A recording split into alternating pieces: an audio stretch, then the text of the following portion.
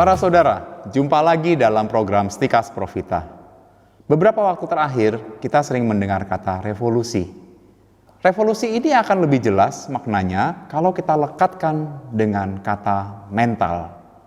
Atau orang lain menyebutnya dalam istilah moral keagamaan itu sebagai akhlak. Maka menjadi revolusi mental atau revolusi akhlak. Revolusi mental sebetulnya lebih luas daripada revolusi akhlak. Dalam revolusi mental ada revolusi akhlak. Lalu apa pentingnya buat kita? Tentu revolusi mental atau revolusi akhlak ini sangat bagus. Ini merupakan suatu bentuk perubahan cara hidup kita.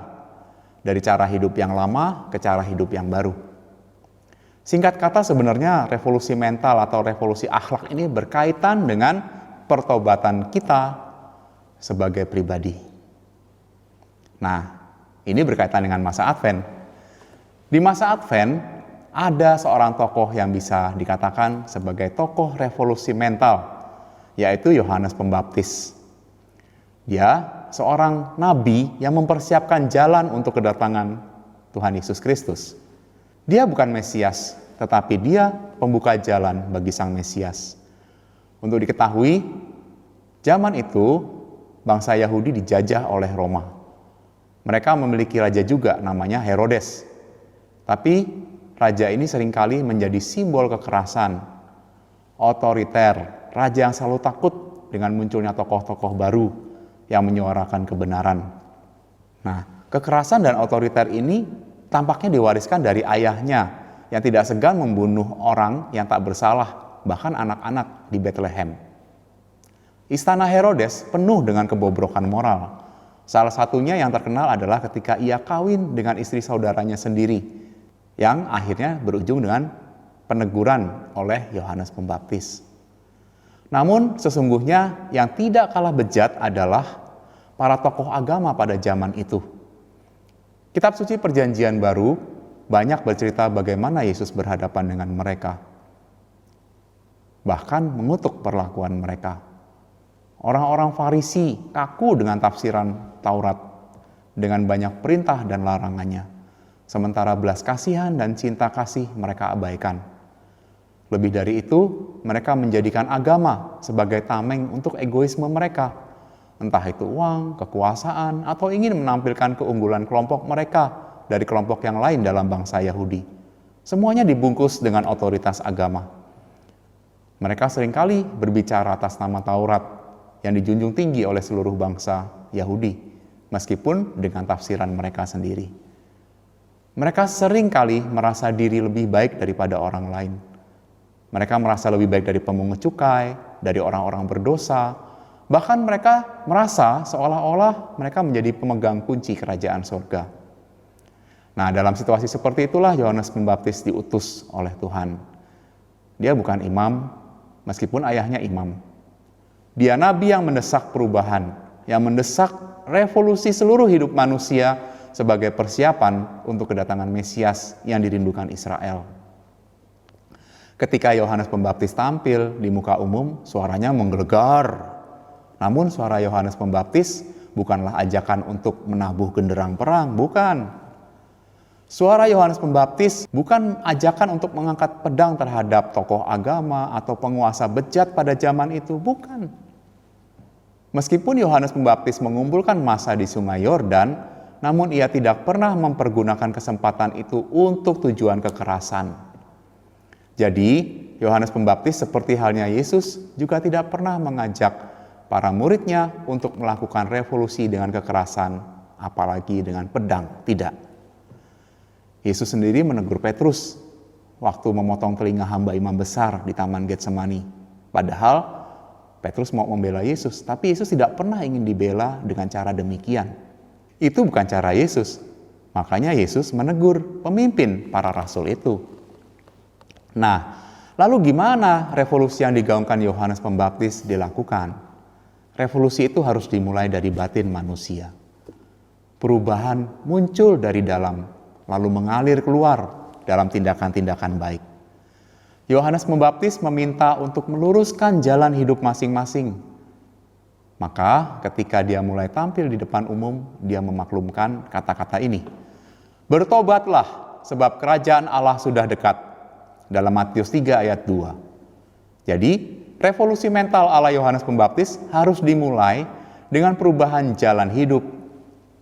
Revolusi mental ini mulai dengan sikap bertobat. Bertobat tidak lain adalah suatu peperangan, tetapi bukan untuk melawan orang lain, sekali lagi bukan. Tetapi untuk melawan diri sendiri, yaitu apa? Melawan segala keinginan yang tidak benar, melawan segala macam pikiran dan niat-niat buruk untuk kejahatan. Nah, perubahan pada kebaikan harus terjadi, dan sesungguhnya pertobatan itu tidak lain daripada sebuah perjuangan untuk mengalahkan kejahatan. Tidak dapat kita sangkal, warta pertobatan Yohanes Pembaptis adalah suatu seruan revolusi diri. Sebuah perjuangan yang harus dimenangi agar diri manusia melahirkan apa yang baik dan bukan yang jahat. Revolusi Yohanes Pembaptis adalah ajakan untuk melawan egoisme diri, di mana orang hanya memperhatikan diri sendiri dan menutup mata terhadap orang lain.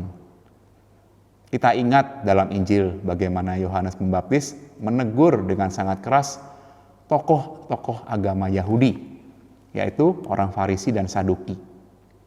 Hai kamu keturunan ular beludak, kata Yohanes Pembaptis. Siapa yang akan mengatakan kepada kamu bahwa kamu dapat melarikan diri dari murka yang akan datang?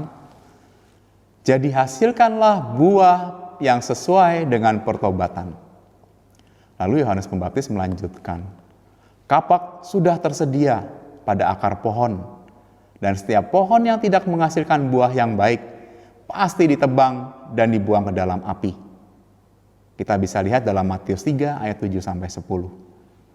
Kata-kata Yohanes Pembaptis ini sangat keras dan tegas, tapi tujuannya untuk mengubah hati dan batin banyak orang, terutama tokoh-tokoh agama Yahudi yang tidak dapat menghasilkan perbuatan-perbuatan baik dalam hidup mereka. Mereka ini disebut oleh Yesus sebagai hamba-hamba uang. Mereka hanya bicara tentang kitab Taurat, tetapi tidak mampu berbuat baik. Selalu beribadat di bait Allah dan sinagoga dengan identitas jubah panjang keagamaan mereka, dengan tali-tali doa mereka, tetapi hati mereka jauh dari Tuhan. Yohanes Pembaptis mau mengatakan, kalau kamu merasa dirimu dekat dengan Tuhan dan menjadi pembela Taurat, hiduplah sesuai dengan tuntutan Taurat itu. Hasilkanlah buah yang sesuai dengan pertobatan. Inilah revolusi akhlak dari Yohanes Pembaptis. Teriakannya ditujukan untuk merubah hati bangsa Israel sehingga mereka mampu menghasilkan perbuatan yang baik. Dia mendesak pendengarnya untuk meluruskan jalan hidup yang berliku-liku, menimbun setiap lembah, meratakan semua gunung dan bukit. Singkat kata, revolusi mental Yohanes Pembaptis adalah luruskan jalan hidup supaya dapat melihat dan mengalami keselamatan dari Tuhan. Semoga teriakan kenabian Yohanes Pembaptis di masa Advent membuat kita belajar bagaimana menghayati ajaran agama Kristen dengan benar, tetapi juga menampar kita supaya haluan hidup kita berubah ke arah yang baik. Dan semoga juga teriakan Yohanes Pembaptis membuat kita keluar dari kenyamanan dan kelezatan dosa yang sudah menawan hati kita.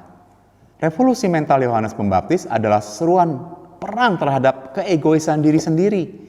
Bukan ajakan untuk kekerasan, bukan ajakan untuk membuka mata lebar-lebar melihat kesalahan orang lain dan menutup rapat-rapat kebejatan diri sendiri. Bukan. Nah, saudara, semoga saudara mengenal dan mencintai kebenaran dan akhirnya diselamatkan. Salam Profita.